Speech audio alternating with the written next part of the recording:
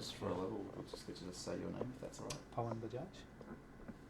Thank you. Yeah. So tell us about the procedure that we went through today. So we just saw two patients today.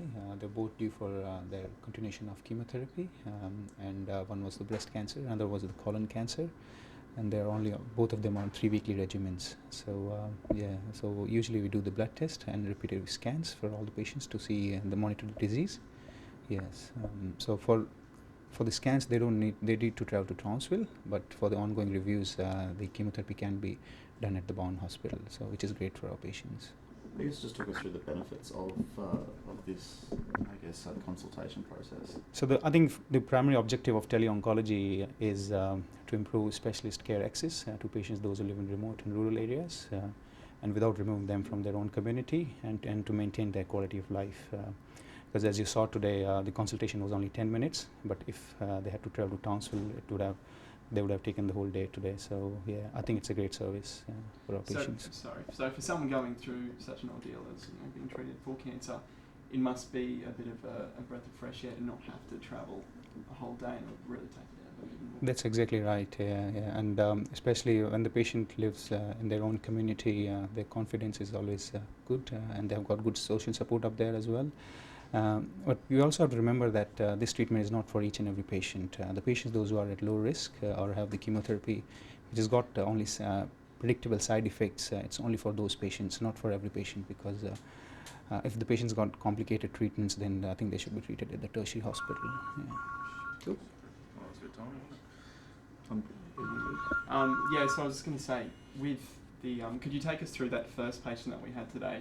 What sort of steps are you taking with him? Are there any risks involved with administering? Yeah, so with that particular chemotherapy, as I said, we only can give it to the selected patients, and the chemotherapy that patient was on, that's got predictable side effects, and which is usually leaking of protein in the urine or hypertension. And even if that happens, we don't need to act on that straight away. That's a proper plan which can be done in 2 or 3 weeks when we see them. So there's no acute side effects as such for that chemotherapy. And I think we can do that in chemotherapies. Most of the chemotherapy agents, you have side effects after day 7 or day 10, not at the time of the administration in most of the chemotherapy. So yeah, so we have to select the patients which are good for teleoncology. Is it strange for you to be doing this through the TV?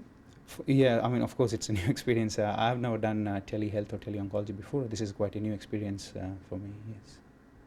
But you're enjoying it. You think Yes. It's a big future. Good Of course, yes. Especially for Townsville, because when I see most of the patients here in Townsville Clinic, most of our patients travel down 300 and 400 kilometers, and usually the consultation takes only half an hour. But if they can be seen at their own place, that will reduce the traveling cost as well as the patient's traveling time as well. And we have done cost-benefit analysis as well as patient satisfaction survey up here in Townsville Cancer Center, and they've all been satisfactory with very good results. In one survey, there was more than 90% of patients were satisfied with what services we provide. So I think we're doing really well. So that's the way of the future. Yes, definitely. Great. Awesome. Thank you.